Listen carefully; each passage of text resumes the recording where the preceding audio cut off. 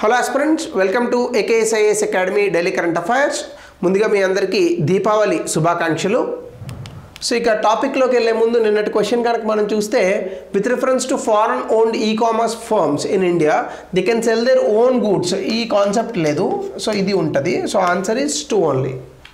Okay, so if you are looking for UPSC admissions and group 1 and group 2 for both Telangana and Andhra Pradesh in both the languages of English and Telugu, please call to the below number. They'll give you all the details. ఇంకా ఈరోజు topic మనం చూస్తే కనుక 2024లో world meteorological organisation ఇచ్చినటువంటి report ప్రకారం భూతాపానికి ప్రథమ కారణమైనటువంటి carbon dioxide తాలూకా levels అత్యధికంగా పెరిగాయి. సో కాబట్టి ఇది మరొకసారి 1.5 degrees బెంచ్ మార్క్ అయినటువంటి ఈ అట్మాస్ఫిరిక్ టెంపరేచర్ ఏదైతే ఉందో, సో దాన్ని దాటేసేటటువంటి దిశగా ఈ భూమి అంతా కూడా ప్రయాణిస్తుంది. సో ఆబ్వియస్గా ఆ కోణంలోనే భాగంగా భూతాపం ఇంకా పెరిగేటటువంటి అవకాశం ఉంది. సో దీనివల్ల క్లైమేట్ చేంజ్ ఎఫెక్ట్స్ ఇట్లాంటివన్నీ కూడా చాలా ఎక్కువగా వచ్చేటటువంటి అవకాశం ఉన్నాయి.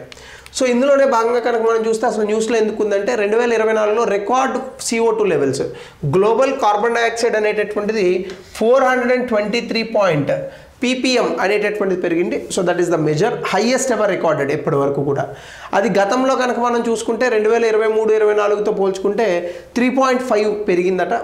అయితే పాస్ట్ డికేట్ అంటే గత 2011 to 20తో కనుక చూసుకుంటే ఖచ్చితంగా యావరేజ్ యాన్యువల్ అనేటటువంటిది చాలా విపరీతంగా పెరిగినటువంటి పరిస్థితులు కనిపిస్తున్నాయి. అంటే 2011 to 20 గత డికేట్తో కనుక మనం చూసుకుంటే ఈసారి చాలా ఎక్కువగా పెరిగాయి. సో దీనివల్ల గ్లోబల్ వార్మింగ్ అనేటటువంటి దాంట్లో భాగంగా 2024 వార్మెస్ట్ ఇయర్ అంటే అత్యంత వేడిగా ఉన్నటువంటి సంవత్సరంగా మనం తీసుకున్నాం.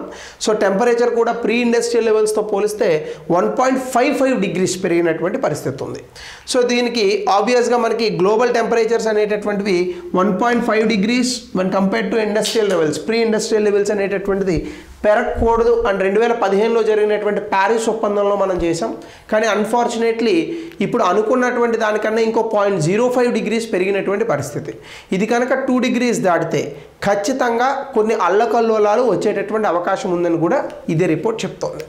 సో ఇందులో భాగంగా ఫస్ట్ ఆఫ్ ఆల్ CO2 గురించి కనుక మనం చూస్తే, వరల్డ్ మెటీరియలాజికల్ ఆర్గనైజేషన్ ఇచ్చినటువంటి రిపోర్ట్ ప్రకారం CO2 concentrations in the atmosphere 1957 సంవత్సరాల నుంచి మనం కనుక చూసుకున్నటువంటి లెక్కల ప్రకారం చూస్తే హైయెస్ట్ ఉన్నాయి సిన్స్ 1947.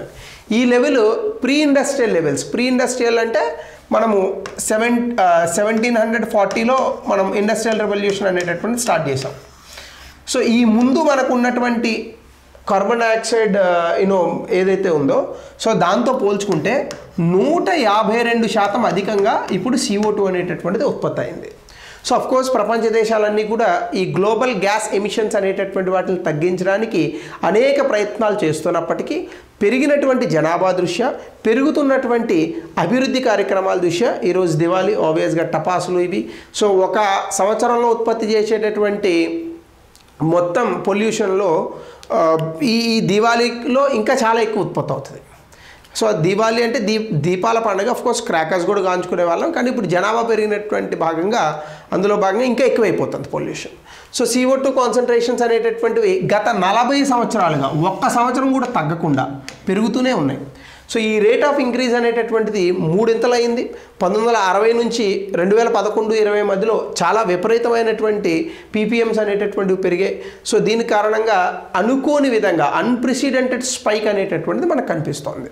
సో ఆబ్వియస్గా this a big damage to the entire environment and climate. So అయితే natural versus manmade CO2 emissions, మనకి ఇక్కడ అర్థం చేసుకోవాల్సినటువంటి విషయం ఏంటంటే, CO2 కార్బన్ డైఆక్సైడ్ అనేటటువంటిది కేవలం మనిషి మాత్రమే కాదు, అది ప్రకృతి రీత్యా కూడా కొన్ని వెలువరేటటువంటి అవకాశాలు ఉంటాయి. ఉదాహరణకి మనకి అగ్నిపర్వతాలు అంటే వాల్కెనోస్ అని అంటాం కదా, ఈ వాల్కెనోస్ బద్దలైనప్పుడు లేదా కొన్ని క్లైమేట్లో వచ్చినటువంటి చేంజెస్ వల్ల, ఇట్లాంటి కారణాల వల్ల CO2 న్యాచురల్ ఎమిషన్స్ కూడా జరుగుతాయి. కానీ ఆంథ్రోపోజెనిక్ ఎమిషన్స్ అంటే మ్యాన్ మేడ్ రీజన్స్ వల్ల జరిగేటటువంటి CO2 emissions far exceeded this level of natural అనమాట. అయితే ఇక్కడ CO2 అనేటటువంటిది హ్యూమన్ అండ్ న్యాచురల్ యాక్టివిటీస్లో వస్తుంది. ఇందులో న్యాచురల్ సోర్సెస్ అంటే రెస్పిరేషన్, మనమే ఉన్నాం, ఆక్సిజన్ పీల్చుకుంటాం, కార్బన్ డైఆక్సైడ్ రిలీజ్ చేస్తాం. మొక్కలైతే డిఫరెంట్, ఫోటోసింథసిస్ కదా. సో అట్లానే వైల్డ్ ఫైర్స్ ఏమైనా అడవులు అంటుకున్నప్పుడు వాల్కనిక్ ఎరప్షన్స్ అలాగే డీకంపోజిషన్ ఇవన్నిటిలో భాగంగా న్యాచురల్ ప్రాసెస్లో CO2 వస్తుంది. కానీ హ్యూమన్ సోర్సెస్ ఏంటి? ముఖ్యంగా ఫాజిల్ ఫ్యూయల్స్, శిలాజ ఇంధనాలు, పెట్రోల్, డీజిల్, కిరోసిన్ ఇవన్నీ మనం వాడుతున్నాం.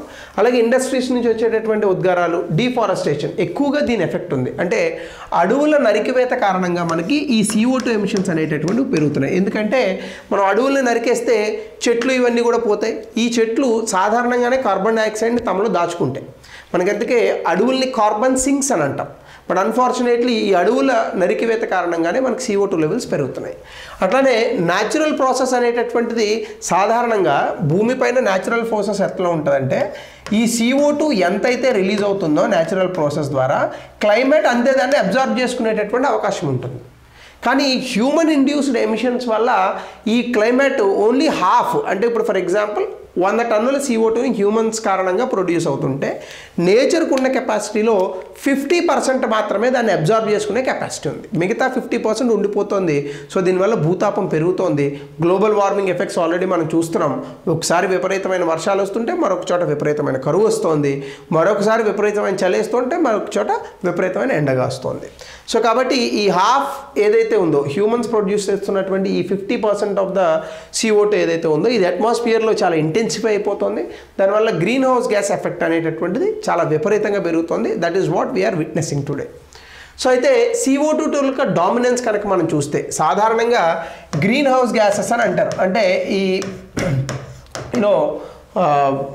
గ్రీన్ హౌస్ ఎమిషన్స్లో methane, sulphur dioxide, carbon monoxide ఇవన్నీ కూడా చెప్తాం.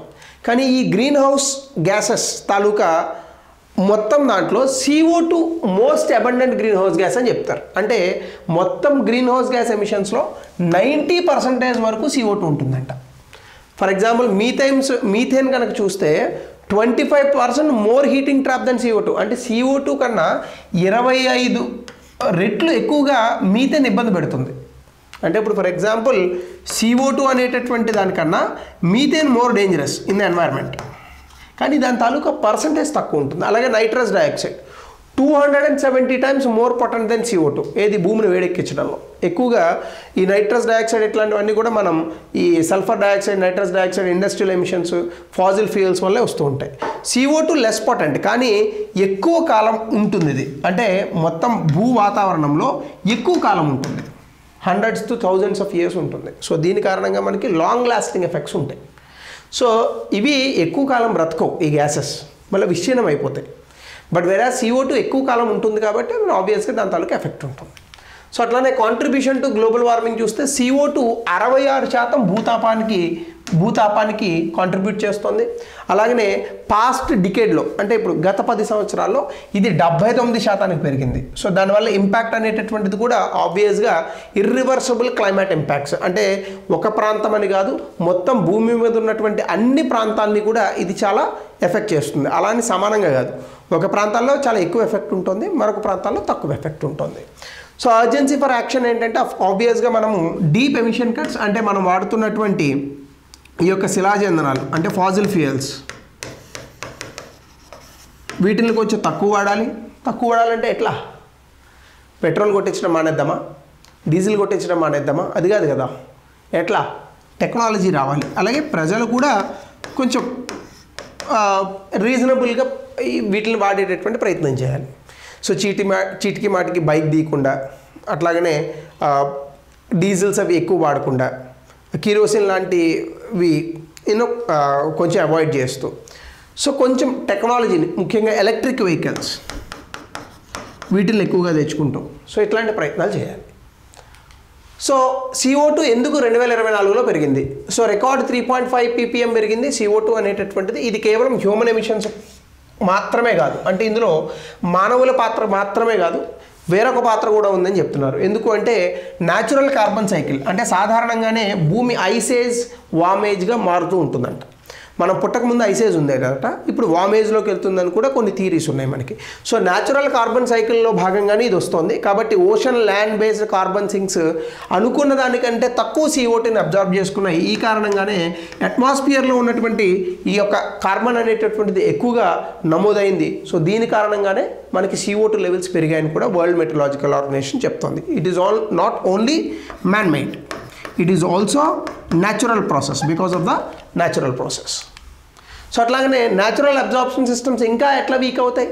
సింపుల్, వార్మర్ ఓషన్స్ ఎప్పుడైనా అంటే సముద్రాలు బాగా వేడిగా ఉన్నాయనుకోండి, తక్కువ CO2ని తీసుకోగలుగుతాయి. సో ఆల్రెడీ మనకి ఉష్ణోగ్రతలు పెరుగుతున్నాయి కాబట్టి వార్మర్ ఓషన్స్ ఉంటున్నాయి. అలాగే ఎక్స్ట్రీమ్ డ్రాట్స్ అంటే మనకి ఎప్పుడైతే విపరీతమైనటువంటి కరువు కాటకాలు వచ్చాయో ఆ ప్రాంతాల్లో ఉన్నటువంటి అడవులు ఇవన్నీ కూడా సర్వనాశనం అవుతాయి. సో దీనివల్ల CO2 అనేటటువంటి తక్కువ ఉంటుంది. సో వీటి కారణంగా CO2 అబ్జార్ప్షన్ అనేటటువంటి తగ్గింది, ఎమిషన్స్ అనేటటువంటివి పెరిగాయి. ఇప్పుడు ఉన్న సిచ్యువేషన్ని CO2 ఇంబ్యాలెన్స్ సిచ్యువేషన్స్ని ఇది ఇంకా వర్స్ చేసింది. సో దానివల్లనే ఇప్పుడు ఈ యొక్క భూతాపం అనేటటువంటిది పెరిగే అవకాశం ఉంది. గతంలో అది పెరిగింది 2024, 2025 ఎలా ఉండబోతుంది అన్నది మనం చూడాలి. సో అట్లాగనే methane and nitrous oxide trends కూడా మరి చూస్తే రెండు కూడా బాగా పెరిగాయి 2024లో. మీథేన్ ముఖ్యంగా 8 ppb అలాగే 1942 ppb పెరిగింది. అట్లాగే నైట్రస్ ఆక్సైడ్ కూడా 1 ppb to 338 ppb పెరిగింది. సో ఇక్కడ కనుక చూస్తే గ్లోబల్ వార్మింగ్లో కూడా మీథేన్ అగ్రస్థానంలో ఉంటే, నైట్రస్ ఆక్సైడ్ నెక్స్ట్ స్థానంలో ఉంటే, CO2 and other remaining share తీసుకుంటున్నాయి. So in terms of increasing అనేటటువంటి దాంట్లో ఆబ్వియస్గా ఫస్ట్ అనేటటువంటి CO2కి వెళ్తుంది. అంటే భూతాపాన్ని వేడి చేయడంలో ఇవి ఉన్నటువంటి కాంట్రిబ్యూషన్స్. సో అట్లాగనే గ్రోయింగ్ క్లైమేట్ క్రైసిస్ కనుక మనం చూస్తే world meteorological organization greenhouse gas bulletin అనేటటువంటిది హ్యూమన్ యాక్టివిటీస్, న్యాచురల్ సిస్టమ్స్ అంటే రెండింటిని హైలైట్ చేసింది. ప్రకృతి ద్వారా వచ్చేటటువంటి వ్యవస్థలు అట్లాగనే మనిషి కారణంగా, ఈ రెండిట్ల కారణంగానే ఇప్పుడు ఇది పెరుగుతోంది. ఫారెస్ట్ ఓషన్స్ ఒకప్పుడు మేజర్ కార్బన్ సింక్స్గా ఉండేవి, ఇవి ఇప్పుడు లెస్ ఎఫెక్టివ్గా మారిపోయాయి. హ్యూమన్ కంట్రోల్ ఎమిషన్స్ అనేటటువంటివి ఇంకా పెరుగుతున్నాయి. సో కాబట్టి ప్యారిస్ అగ్రిమెంట్ 2015లో చేసుకున్నాం. ఇది చేసి 10 సంవత్సరాలు అయినప్పటికీ దీని తాలూకా ఫ్రూట్స్ అయితే మనకేం కనిపించలేదు. ఇదైతే క్లియర్గా చెప్పచ్చు. ఎందుకంటే 2025-24 వచ్చేటప్పటికి 1.5 degrees pre industrial level carbon emissions అనేటటువంటి వాటిని మనం అరికట్టలేకపోయాము. సో దీనికి రిలేటెడ్గానే ఈ క్వశ్చన్, రైట్? సో ఈరోజు కొంచెం దివాళీ కాబట్టి వేగంగా ముగిస్తున్నాను. దయచేసి ఆన్సర్ని కమెంట్ సెక్షన్లో తెలపండి. సో అట్లానే should the pursuit of the carbon credits and clean development mechanisms set up under UNFCCC be maintained even though there has been a massive slide in the value of carbon credit? ఇది 200 పదాల్లో రాయండి, గతంలో ఇచ్చిన ప్రశ్న. మరొకసారి మీ అందరికీ happy Diwali. మళ్ళీ మనం రేపటి సెషన్లో యాజ్ ఇట్ ఈస్గా కలుద్దాం. Thank you.